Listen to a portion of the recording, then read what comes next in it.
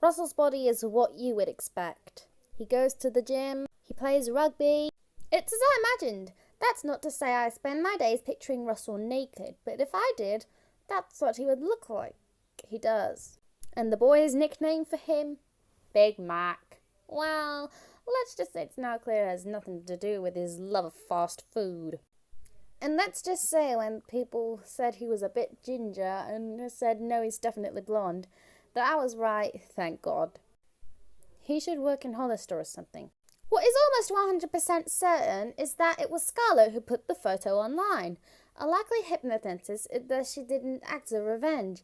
What is less clear-cut is the motive for revenge, which can be narrowed down to one of two possibilities.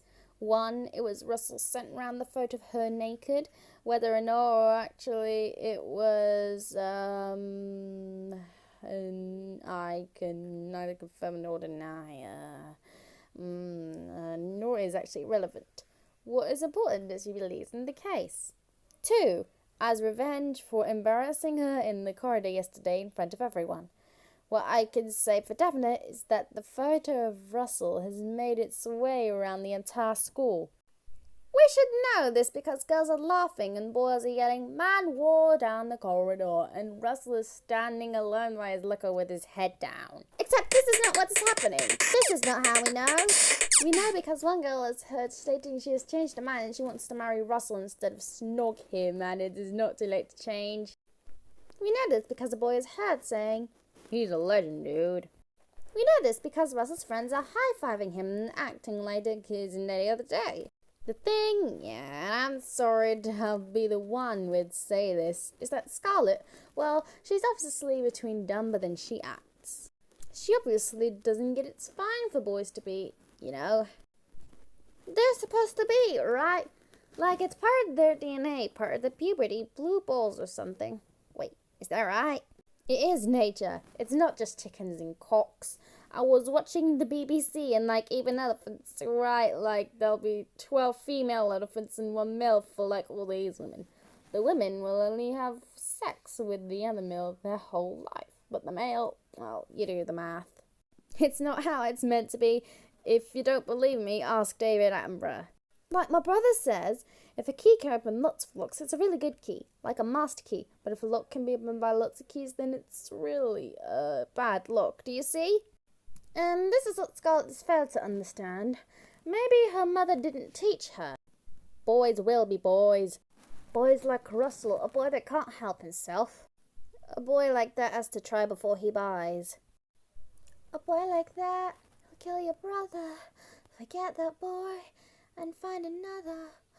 One of your own kind. Stick to your own kind. Actually, these are just the lyrics from West Side Story. Yeah, but, well, maybe I wasn't neat on account of being no Puerto Ricans at the school and my being a quarter Indian. There's a group of boys looking at the photo, but it's not weird, because they're looking at it but not. Each of them flicking their eyes away from the screen. If they look at it too long, their eyes will burn. They're afraid. They're scared of being caught looking at it by other boys. And watching this group of boys not looking at the photo, you'd think that actually none of them really saw it. If we hadn't noticed one of them later, alone in the calf line, secretly looking again. And if we hadn't noticed the subtle changes that day. A boy stretching his arms down, trying to casually check his bicep. A boy lifting his shirt to scratch his stomach but really checking his arms or lack thereof. A boy buying a salad for lunch. A boy slapping a ruler from Matt so he could try to calculate how he measured up. A boy with no facial hair and boots buying an electric razor to trim his pubes.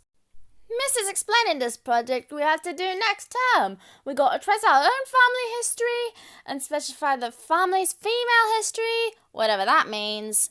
We're in period 3 and slutty Scarlett actually has the nerve to come to class. And two girls, neither which are me I don't think, are doodling on the photo of Russell. One of them is a colour printer at home, so. They're drawing a tattoo on the name of his appendage when Miss turns around and confiscates it. And I bet it's the first time she's ever seen one. I bet she's still a virgin. Before she even has time to ask it, one of the two girls or someone else says, Scarlet sent it round. And Miss asks Scarlet if it's true. And one of the other girls starts to speak, but Miss silences her. I'm asking Scarlet, and I can't help but think of that scene from The Crucible. That's the school play this year. I'm playing John Proctor on an account of there not being enough boys who auditioned. And there's that scene where I say, tell the truth to my wife, just like Mrs. is saying now, and not being condemned to death hangs on what comes out of her mouth.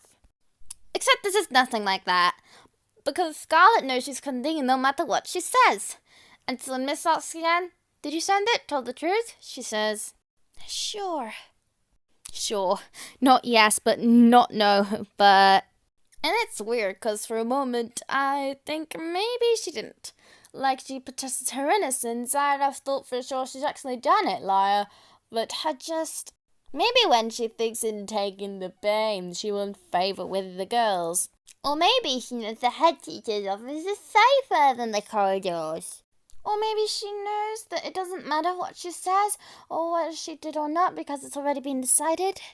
Or maybe she thinks this will end it, and the past 2 days will be a distant memory forgotten. And that's what I mean about Scarlet being dumber than she acts, bless her.